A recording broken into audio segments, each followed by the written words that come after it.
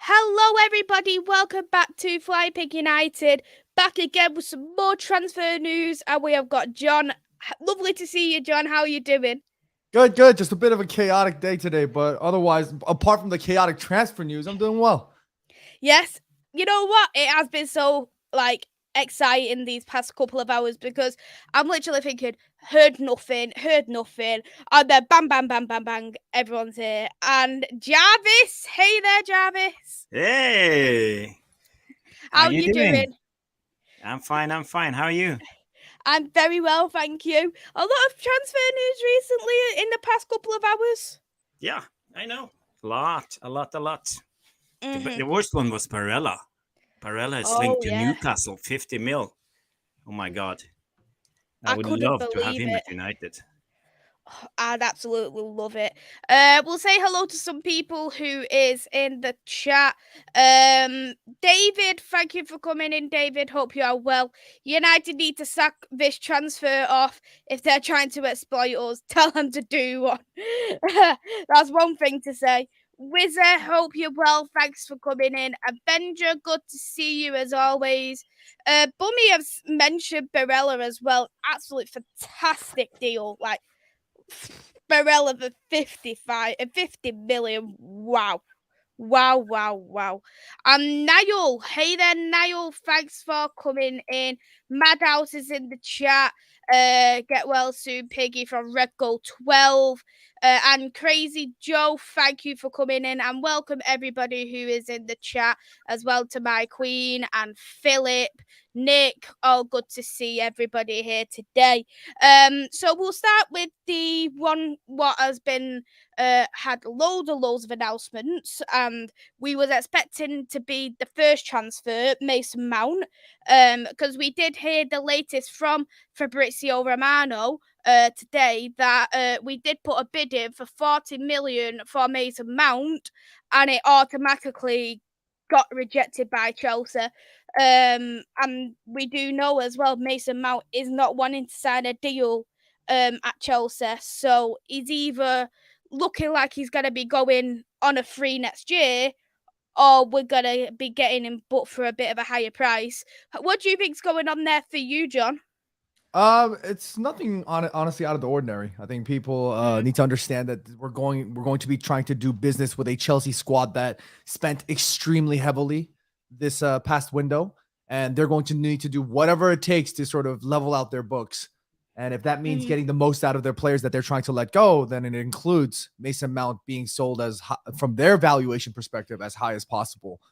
This was honestly nothing. This is honestly everybody was expecting something like this, so nothing surprising here. I think like I've been saying in many of my videos, I don't value him as a player over even 45, 50 mil. I think Manchester United will have been the better in terms of the dealers if they come out of this deal with Mason Mount being a Man United player with maybe less than 50 mil spent. But we've seen in terms of Manchester United's behavior in the past, we would have spent 70 mil on somebody like Mason Mount.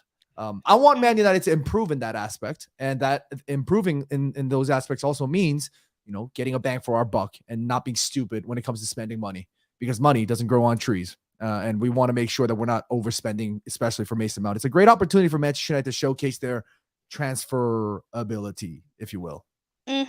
Yeah, from what I've been hearing as well, we're supposed to be putting in another improved bid for Mason Mount. We're not too sure how much that is going to be, but I was hearing today that if Manchester United if the gap is still far too much, Manchester United are going to be walking away from this. And as much as we have seen that we've heard about Man United's going to pull away in the past, we have never seen it because you look at the Frankie de Jong incident, and that took a lot of the transfer window. Do you feel like for you, Jarvis, this could potentially be different with Mason Mount?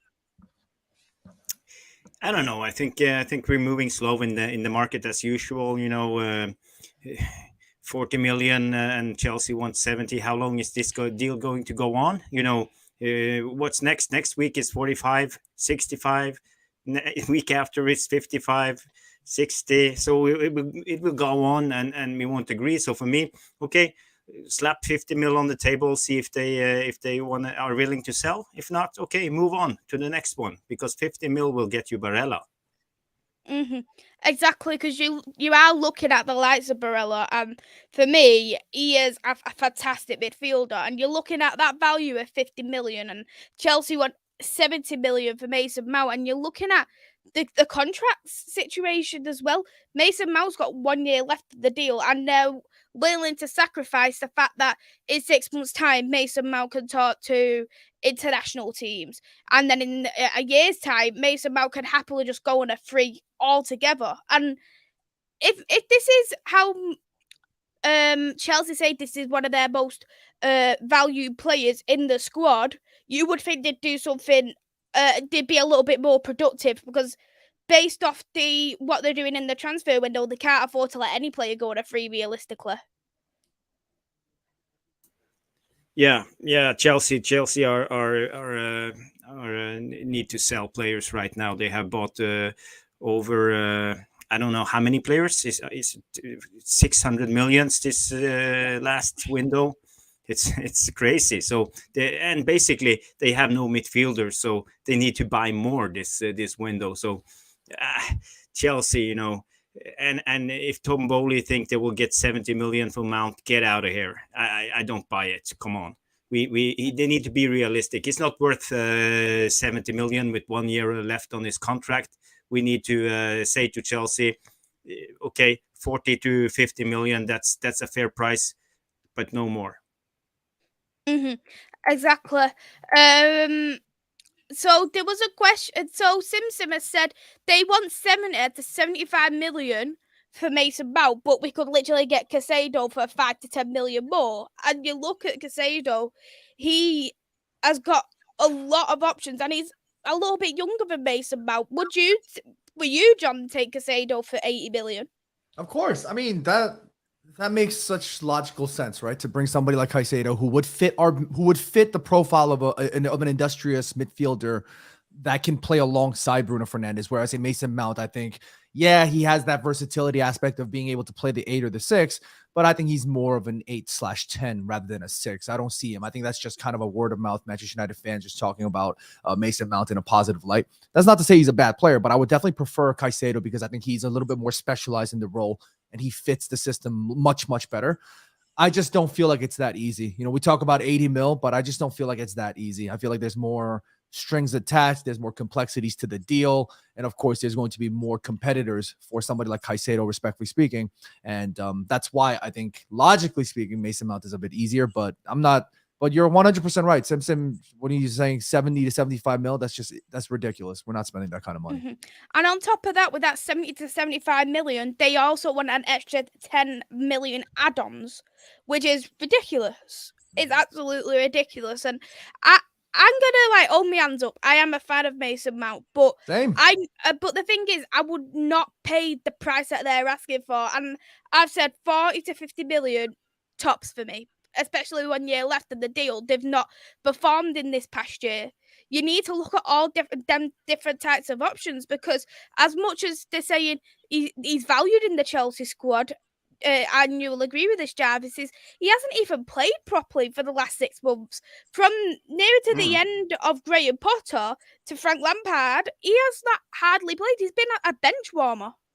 Yeah. And that's a good point. But another aspect of this transfer is if we give Chelsea 50 million or 60 million for Mount, it will be easy for them to get Casado. We will help them in a way. So we gotta. I think we just gotta move on and move on to the next one. There's plenty of good midfielders out there, But okay, let's say if Ten Hag wants Mason Mount, if that's his player, then we should move on and get him. If it's 65 or 60 million, yeah. If Ten Hag wants him, okay, then I'll support Ten Hag. He's my manager, so he has a plan. He knows more about football than me, so I just gotta face it. I support Ten Hag. And that's the tough job of Erik Ten Hag, right? Because Erik Ten Hag's job isn't just about improving things on the pitch. He's got extra baggage in terms of improving things off the pitch. And it shouldn't be up to him to say, oh, if he's going to cost this much money, then let's not get him.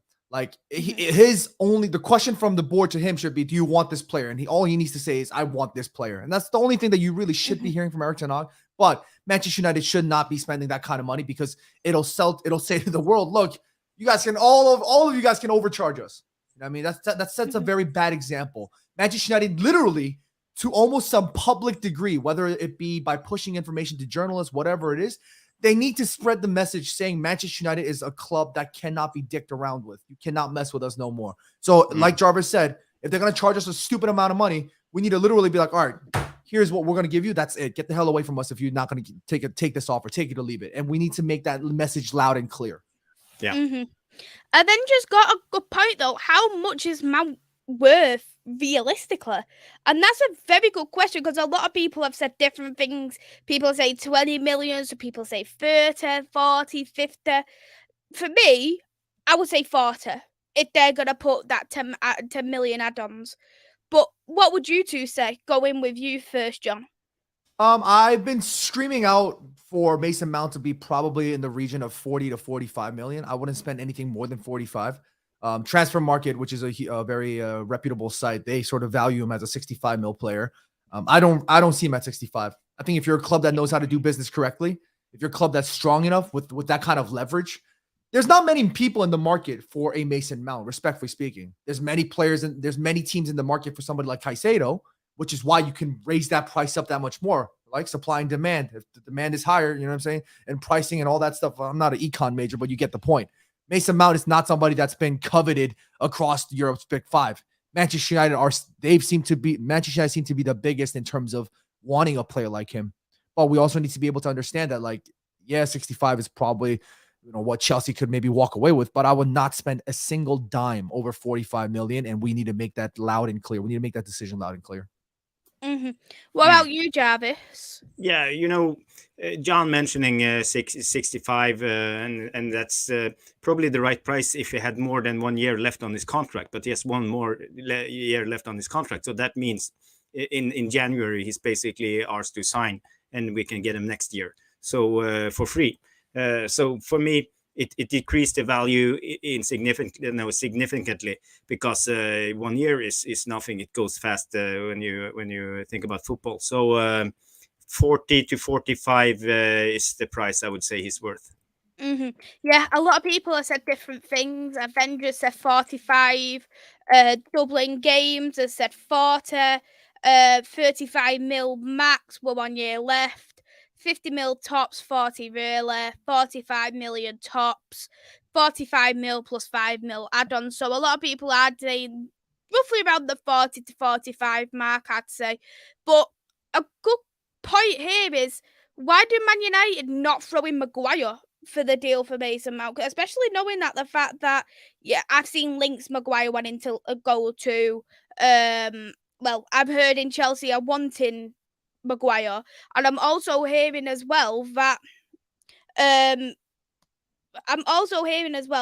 Maguire wants first team football. He wants to redeem himself at Manchester United. Koulibaly is leaving, so that's going to open that space there for Chelsea. And with the English quota, that's going to fill their marks up if we was to give them Maguire early, isn't it, Jarvis? Yeah, throwing in Maguire would be a great deal. Maybe he will get us 5 million. I don't know. I'm like most Man United fans at the moment. I would just like to see Maguire leave. It's almost like I don't care the price. Just get him out of here. But realistically, we can sell Maguire for I would say about the 30 to 35 millions. That would be a good price for us, because he's on high wages, but he's an England international. He got experience. He's played a lot of games in the top level. So maybe some club, but I would like to see Maguire go to a slower league like Italy. That will probably suit him better. He will do like Chris Smalling did when he went to Roma. And I think doing like swap deals in today's market, it's extremely difficult, because there's so many. It's not just the clubs and the players, it's agencies and a lot of intermediate people, and it's way too hard, and I think it will take too long. So we should just go for the straight deal if you want Mount, in my opinion. What about your thoughts as well, John? People need to understand that player swap deals are a lot rarer in the world of football, simply, especially now more than ever with the complexities of commercialization of football and things like that. It's not really easy to do straight swaps. Everything literally needs to, all the boxes need to tick. I'm talking all of them, including the size of their shoes. Like if the boot size is correct for both clubs, then like that's how intricate and detailed things need to be and aligned for swap deals to work.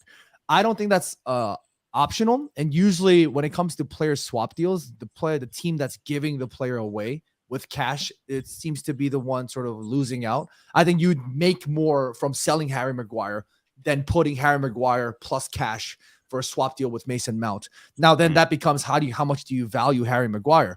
I honestly think Harry Maguire is that's a puzzle. Nobody knows. That's also another thing for Manchester United to work on. Like how much can you get can you get out of them?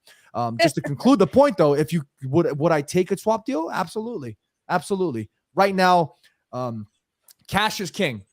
Liquidity, asset, that's king. If we can just swap Harry Maguire, a player that just we all know his future at Manchester United should come to an end, respectfully speaking, and somebody like Mason Mount, who Chelsea knows his time at Chelsea should come to an end. That is an agreement on both parties. So if there's a swap deal agreed, that'd be great, but I just don't see that happening.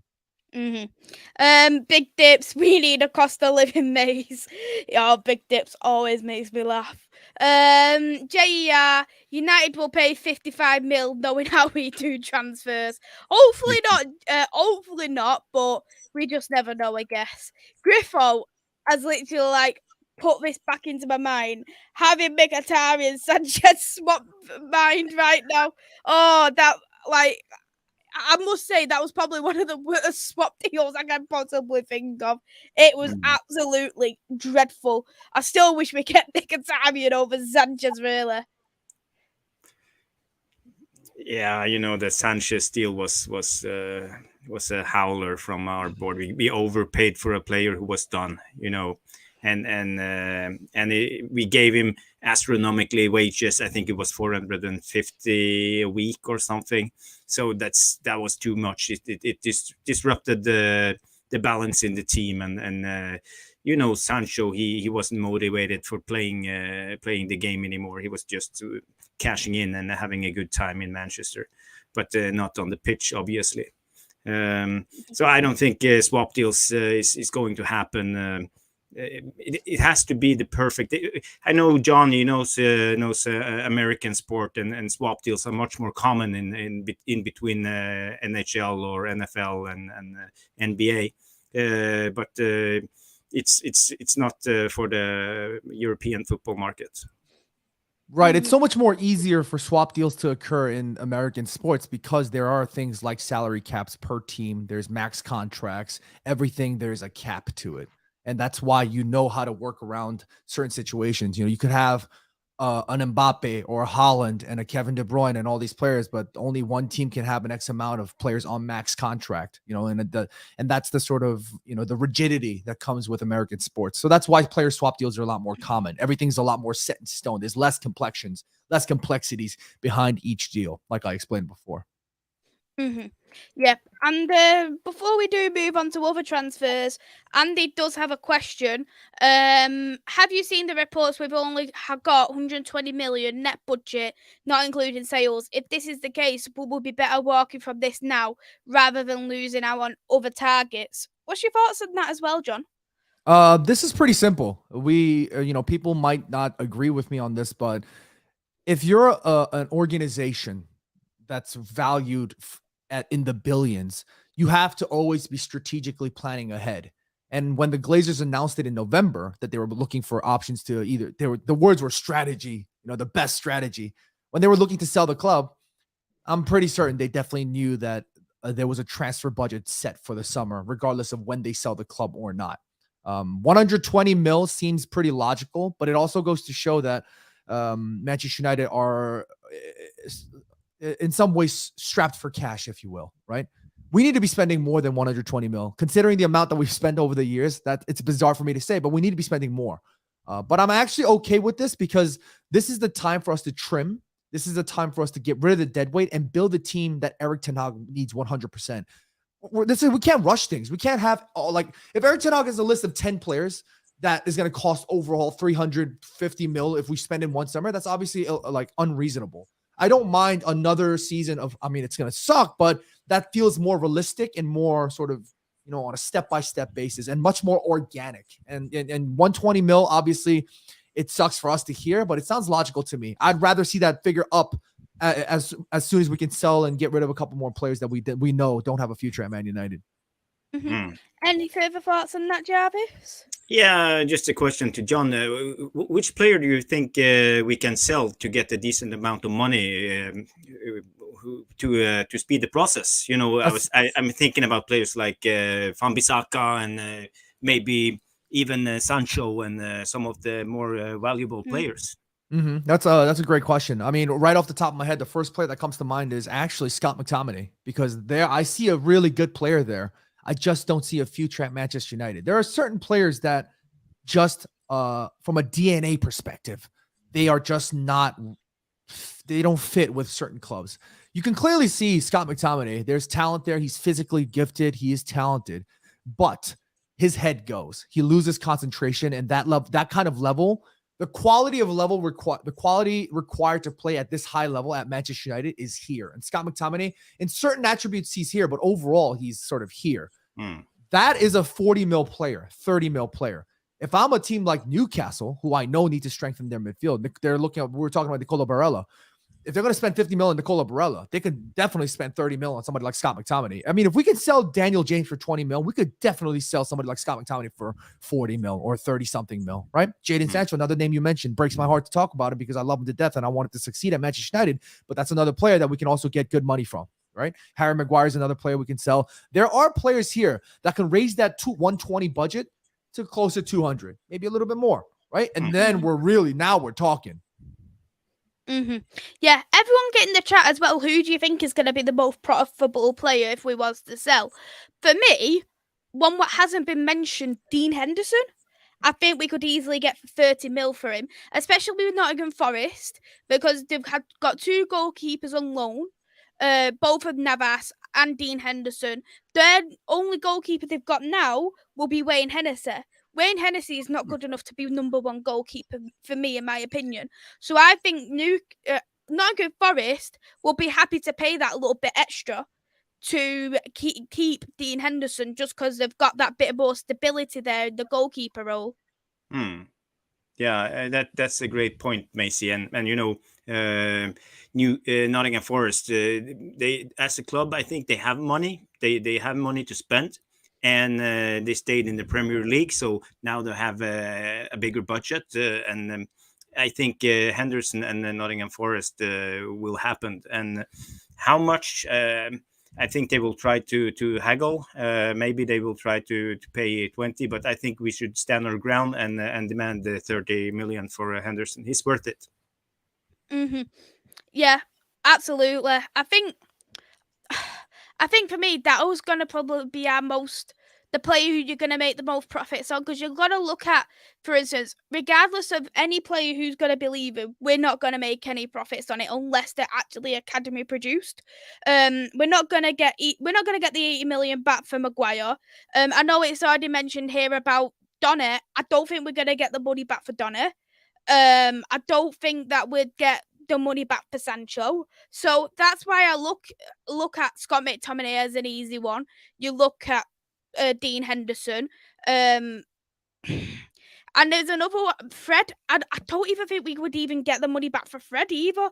So it's very difficult. And you're looking at like the likes of like Hannibal, who's up for being sold to Borussia Dortmund, and you're looking at that. He's not even being sold for 20 million. Hannibal, who I would actually say is a fantastic academy product. Yeah, Hannibal is a great player. It was a little bit hype around him a couple of seasons ago when he was in the academy. he had a decent loan spell, but he didn't set the world on fire. That's why I think it's time to just let him go. But it's nothing wrong. We can get a good buyback clause in the deal if you sell him, and maybe have what is called the first choice when if he's sold. So I think we should be better in doing deals like that, because keeping the talents in the academy and loan spells in the championship won't evolve them as football players. It's better to let them go.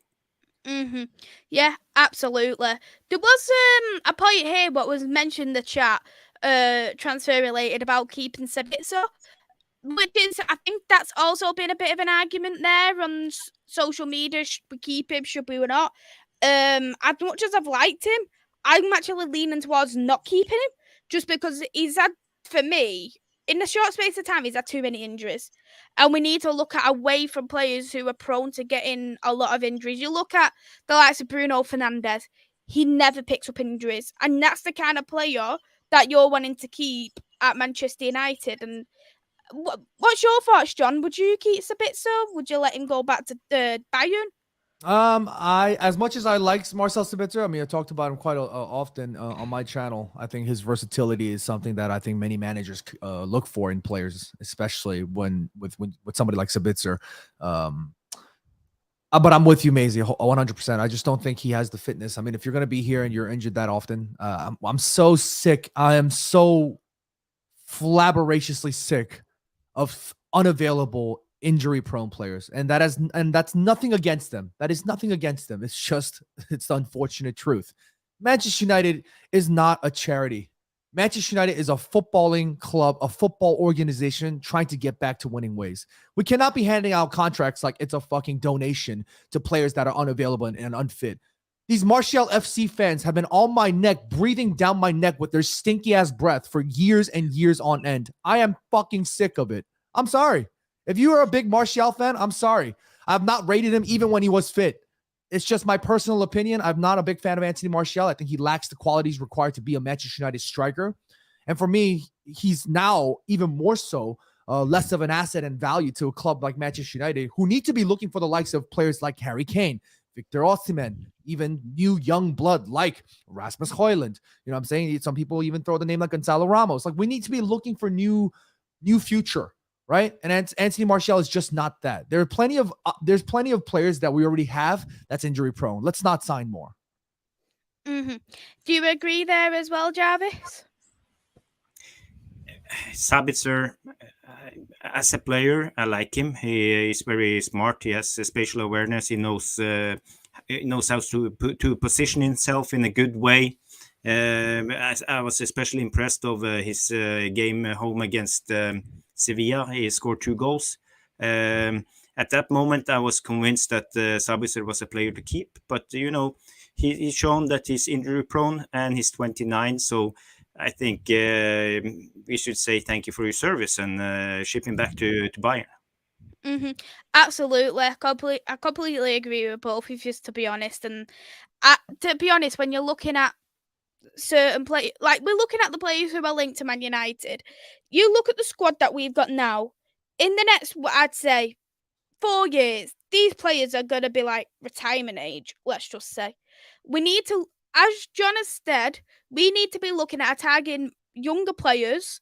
If we don't get Mason Mount, that leave it as that. Then you just target other players there, like there's some like you look at, for instance, Inacio from Sporting as a centre back to back up there for Martinez.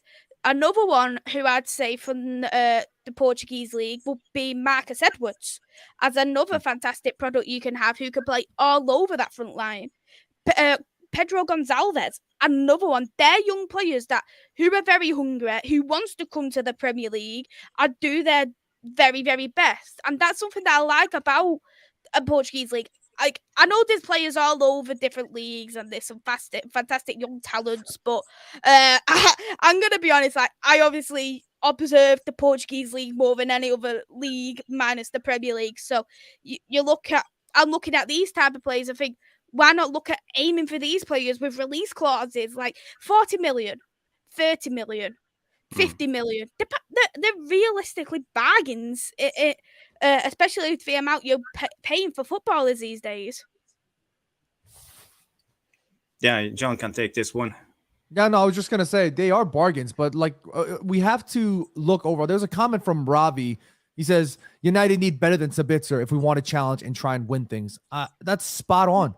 That's an actual spot on comment. Yeah. We have to look for signings that's going to help us progress and compete. It doesn't even have to. It doesn't even have to be. For example, would Sabitzer get into a Man City side? Would Sabitzer get into a Real Madrid side? We don't even have to value it like that. We have to value it. Are they better than what we have now? That's the start. That's the start. We're not at the position where we're looking for players that are going to be like city level and things like that. We just need to be looking at the next step. What's Manchester United's next step? We looked at our FA Cup final bench and we saw Weghorst. We saw, Garnacho, Pellistri, who are fantastic, but we obviously lack the depth, right? We need to upgrade from that next step. Mm-hmm. Yeah. Absolutely, I agree with that. And the thing is, you need as well competition in every single part in that starting 11. Like, you look, as I've already said it, there's players who are far too comfortable in their roles. Bruno Fernandes is one of them, because no one's ever competed with Bruno since he has come to Manchester United. You're looking at Rashford this season. Nobody's competed with Rashford for that role. You're looking at De Gea. The last and only person who's been able to compete with De Gea was Dean Henderson. And that didn't even go very, very well. We need to have this competition, because even the best teams in all over the world, Manchester City, Bayern Munich, PSG, they have the competition. We don't. I mean, it's okay for teams. It's okay for teams to have like their star players, right? Marcus Rashford was a world beater this season. It's going to be very hard to find somebody on the bench that's going to compete with him, right? That's a fact. But you're 100% spot on. The team definitely needs competition. Players like Bruno Fernandes, I think Donny van de Beek was supposed to be that competitor. He's not really turned out to be the way that we wanted it to. Same for David De Gea. He needs a competitor. That's 100% certain. Competition has an opportunity to unlock things we haven't even. Everybody wanted Aaron Wan-Bissaka out the door. Look at him. Once people started talking about Diogo Dalot, this man went on an absolute madness. We need a competition. It brings out excellence. Like Luke Shaw. That's another example right there. Mm-hmm. Mm-hmm. Yeah, I mean, we need more players, but basically, every window we have the big name signings, like, and we maybe have the money to sign 2 or hopefully 3 big name signings. But every window we have players like Malacia and players we never heard of that comes in for a cheap amount of money, and we need to succeed on those signings to keep the pressure up on the more established players. I'm very interested to see what Ten Hag can pull out of his hat this summer window, and maybe we can see the new talents, because that's more exciting for me.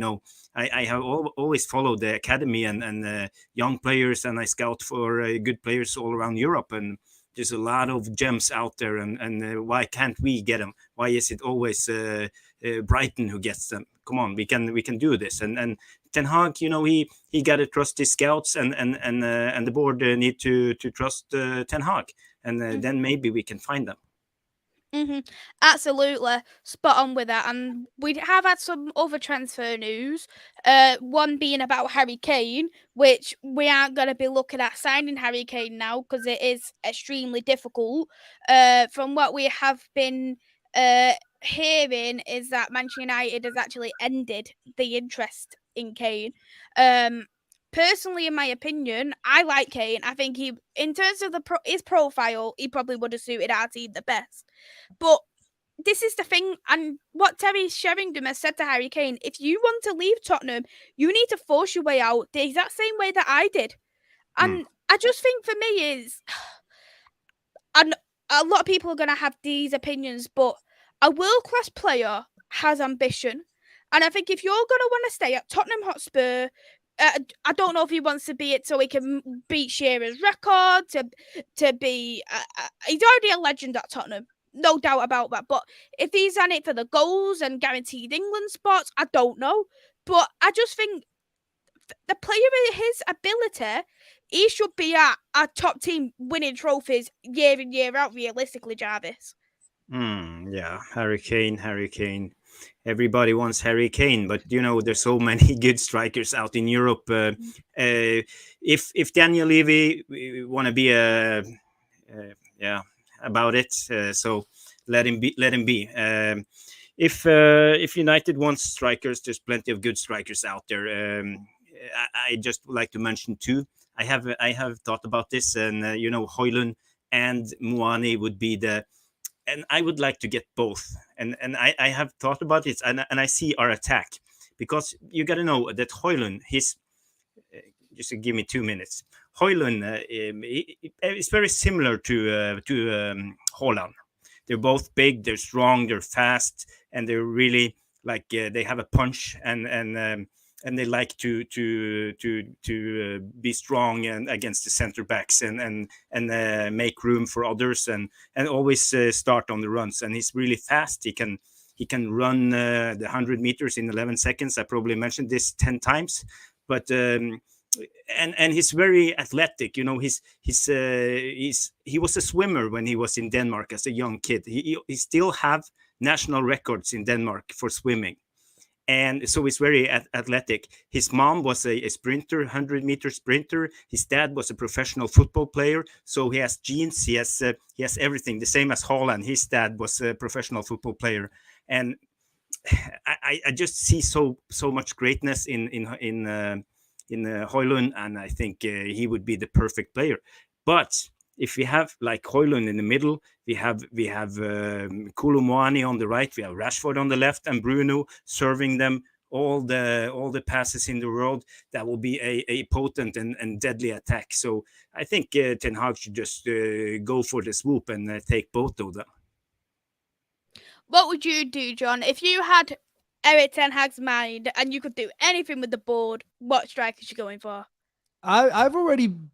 People know how I feel about Harry Kane. I've already said that working with Daniel Levy it's going to be easier to work with Satan than to work with Daniel Levy to sign somebody like Harry Kane. They're prized gem. They're, the creme de la creme of Tottenham Hotspur. It was going to be virtually impossible. I said we should look elsewhere. I'd rather if we're going to put that much effort and stress, I'd rather stress over players like Victor Osimhen. That's going to be another stress. The Napoli president is not an easy guy to work with either, but I'd rather work with that man than Daniel Levy, right? That being said, like I was talking about transitional phase, we're still in that step where, of course, it'd be so beautiful, like you said, Maisy. It'd be if we bring in somebody like Harry Kane, he fits the system. He'll obviously score goals for us, and he is that next level player to help us challenge, right? I don't mind if we don't get somebody like Harry Kane if it means signing promising players with potential like Rasmus Højlund. I've sang his song for a long time now. I believe in his quality. Nobody on God's green earth knows if he's going to come join the Premier League and light it up or not. But I'd rather give that boy a chance with Erik Ten Hag and a squad with him and spend that money on Kim Min Jae, spend that money on, I don't know, Casado. That was another name that we were mentioning, Enzo Lefebvre. If we can level the squad and build the spine a little bit stronger instead of just being top heavy, I'd rather that. I know what it means to be top heavy. My head is wham. It doesn't balance. It kind of messes with you. You know what I'm saying? I'd rather the spine be nice than a wham head. You know what I mean? Yeah, I agree with that. And I agree with Tuar Lumber as well. CDM backup to Casemiro is definitely needed.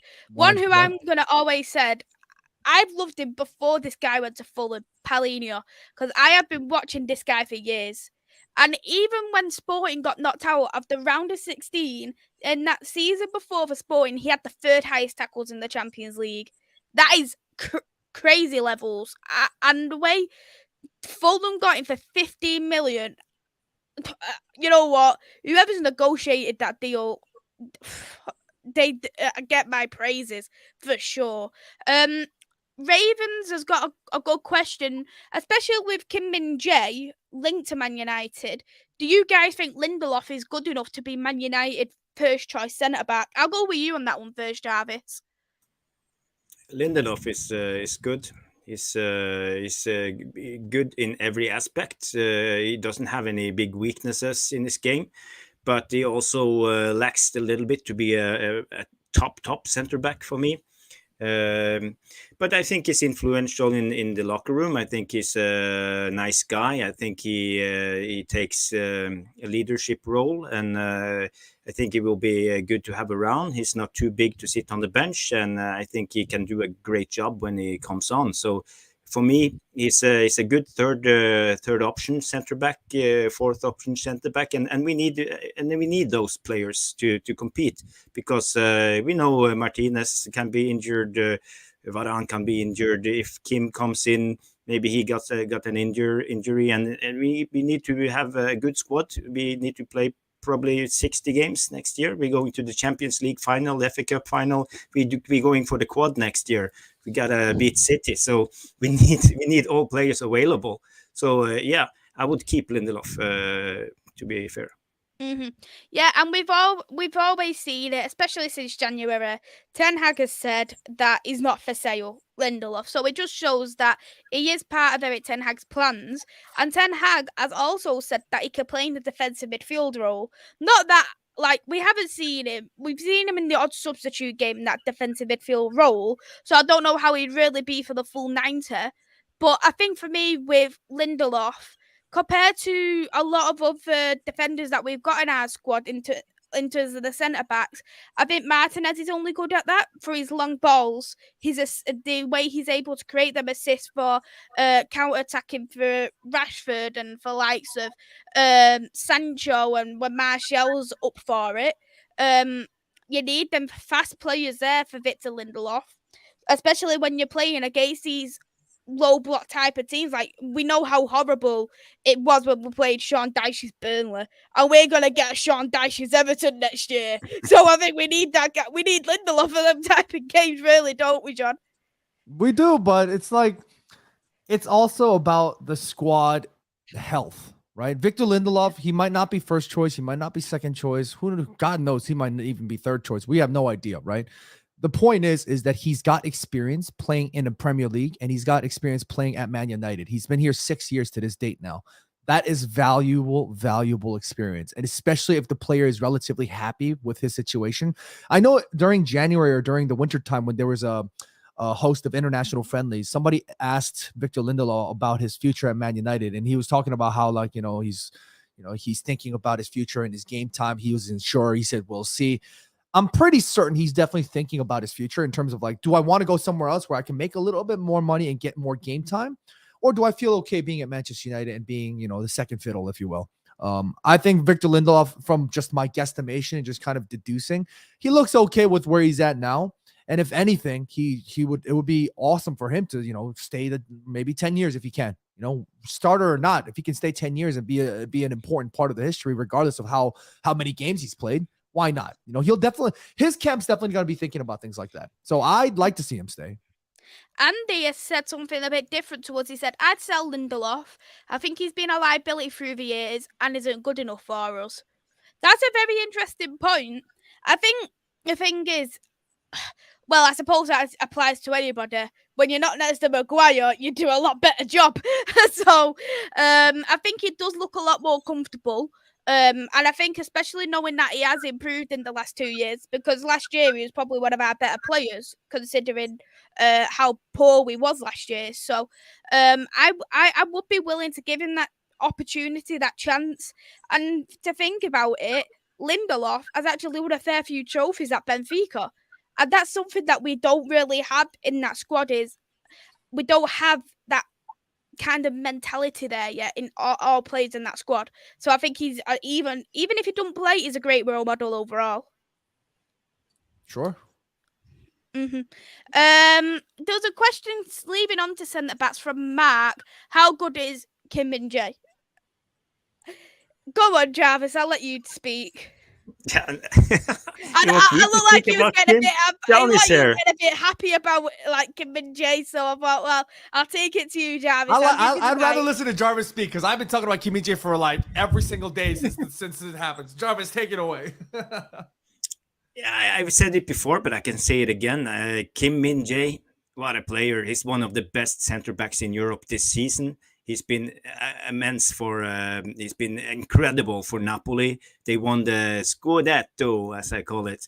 and you know, he was a little bit unlucky. They lose their form in the end of the season, so they didn't get that far in the Champions League. But Kim is a great player. He has attributes that we need. He's strong. He's good in dueling. He never ever loses a duel. He never get dribbled past. He can tackle. He's fast up against his man, and he always stays on his feet. I think he's a medium to plus ball player. He's not as good as Martinez, but he's good enough. I think if we get Kim in and we have Martinez, we can really start playing out from the back, regardless who's the goalkeeper, because then we have two good ball playing center backs, and that's a key part for Ten Hag. So even if De Gea stays, if we have Martinez and Kim, maybe Ten Hag can start playing his way, starting playing out from the back and create overloads and dominate the games, and that's a key part. So I think Kim, he's a key signing for us this summer, and I believe we will get him. Mm-hmm. Yeah, absolutely. We've already discussed a little bit about it, Jarvis, so I'm going to let John answer this question about your opinion on Jordan Pickford being linked to us. I'm gonna be completely honest with you. If Manchester United, if this is serious, I'm gonna be very upset. You know, and that's nothing against Jordan Pickford. I think he's a decent player, but like I said, we have to make improvements. And I think of Jordan Pickford as an improvement to not even David De Gea? Do I think of him as an improvement to Dean Henderson? Quite honestly, no. You know, people, and then the rebuttal to that is, oh, John, but he's an England international. I don't give a damn if he's an England international. I don't even give a damn if Jesus Christ himself called him down and said, you're going to be the starting goalkeeper for Heaven FC. I don't give a damn who he internationally starts for. Club football is completely different. And yeah, of course, quality translates into international football. But for me, Jordan Pickford, a little bit like, for lack of a better term, a passion merchant. And I don't want to call him like that because it sounds a little bit disrespectful, but that's the kind of energy I see from Jordan Pickford. I want to see more improvements. I want to see better shot stopping. I want to see better commanding presence on the ball. I want to see more ball distribution. We talked about it in the last live. I mean, the Champions League final. Onana and Ederson are two fantastic examples of improvements on goalkeepers. Onana looked like a defensive midfielder. He looked like a holding DM, pulling the ball up top. City press was coming, and the Holland is running after you, and the man wasn't even phased. He took the touch out with the outside of right foot, and he distributed. In the 92nd minute, Ederson, in the pile of bodies, those big, gross men, he jumped in that pile, and he didn't even punch it. He grabbed it. We need improvements in all aspects, not just certain ones, all aspects. If we're going to spend money, we might as well spend it on good money. Agreed. We'll finish off with this final question on transfers. Do you think Shaw will stay? I think the only answer is 1010% he's staying. I think, you know what? That left back role is the only role that I actually feel comfortable in right now. Luke Shaw, he's staying. I don't know if there's any discussion about him, but I don't think he will leave. I think he will stay for us for many years. He's still young, isn't he? He's 27. Yeah, 27. Yeah. 27. Yeah, so he can play for us, and he has a great experience. The left back is his, and he's versatile. He can play left center back, and that's why we need him, because we need left center back when Martinez needs the rest. So, Luke Shaw, please stay. Yeah, and he's been with us as well for many years. 2014. I know he's not had the best of deals, like best of years at Manchester United, but based off we paid 30 mil in that longer space of time, it's worked out as a more of a great deal for the price than not. Yeah, and that injury, you know, that was a terrible injury. That he even came back to play at this level is a miracle. You all saw the pictures of his scars on his leg after that injury. So he's a trooper. He has the right mentality. So he needs to stay. Another point here: Shaw is still Martinez's backup right now over Lindelof, because Lindelof will play on the right centre back, and Malacia will start. So we even need him there for that more versatility, because we have noticed that he is a lot more versatile when it has come to this season. He's played as a centre back. We've not seen it before, and he's done pretty well there. So, I do think that's a great option indeed. A great option indeed to keep him for now, for sure. But before we do wrap up, I just quickly wanted to talk about this. Is at the Premier League annual meeting today, clubs have agreed to amend the owners and directors test to prohibit fully leveraged buyouts. I just wanted to get both your thoughts on this, because it's happened far too late. Let's be real here. Far too late, because if that would have happened, we would have never got we never would have got the Glazers. The Glazers wouldn't have been able to do what they did and continued to take that debt out, really. So I wanted to get your thoughts on that first of all, John. I'm pretty optimistic when it comes to life and when it comes to football and all that stuff in general. So I'd like to not look back into the future, into the past about this situation. I mean, the Glazers are literally the example that the Premier League saw and said, "Oh, yeah, we don't want to see that again." I think it's late, but for me, it's better. It's better now than never, right? And if honestly, as a footballing fan, if I can be a footballing fan for any other fans out there, and if I can tell them, if I can be as a Man United fan, help them avoid this kind of catastrophe, and if Premier League can sort of step up and do something good about that, at least there is that precedent and there is that rule in place to prevent this kind of catastrophe from ever happening again. And I say this all the time to everybody that asks me. We are so lucky that Manchester United have had Sir Alex Ferguson and the prestige that we've had over the years. God forbid Manchester United were taken over by the Glazer family post Sir Alex Ferguson. Nobody would know what would have happened to the club. We would have experienced even worse. That's just the way I see it. And I'm just very glad that at least now we're coming to an end of that stupid era. And if I can help any other fans out there, just thank goodness you guys don't have to worry about this kind of thing ever happening to your club. Mm-hmm. John, I didn't know, like, the special one have leaked this, that you're going to be putting $7 billion to buy Man United. Jarvis is the next owner. Come on, Jarvis. Pocket change, no problem. I'll fix it. I think everyone needs to put in the chat #JarvisIn right there now. You go. What's your thoughts anyway, Jarvis, on what's been announced today? Yeah, it's 18 years too late, but we can't do anything about it. It's just the way it is. But it's good for football. It's good for football because, we don't want to see historical good clubs with the fan base go bankrupt. It's not the way. We need to protect the heresy of football. And we can't have it like this. The Glazer thing happened, and I think they have learned. The fans has said their thing, and finally they are going out. But now it's the other way around. What's going to happen? We have the Qataris, we have the Saudis, we have the Dubai, and we have a lot of rich people putting money into football. But one day maybe they won't. What's going to happen then? We have. I'm not sure if it's a good thing because I think we're pushing it too much to the other side now. I think in the future maybe football will go more to American football when you have a ceiling of wages and maybe swap deals will be more. John, you can tell a little bit about how the American model works. Yeah, just so people understand, we were talking when the footballing world was almost absolutely turned and spun around with the news of the Super League. People need to understand that Super League is inevitable. It's going to happen to the world of football, whether we like it or not. It's not in the word Super League, but it's happening already. These massive, huge billionaires are coming in with money that they're spending, making things exclusive. We're seeing La Liga games being played in the States. The Champions League final might be played in the States. It's happening, whether we like it or not. It's all happening right now. And this is my point. We're talking about, I know we're strapped for time here, but I know we're talking about with respect to the ownership, right? This leveraged buyout thing is a clear example of how much worse things can go.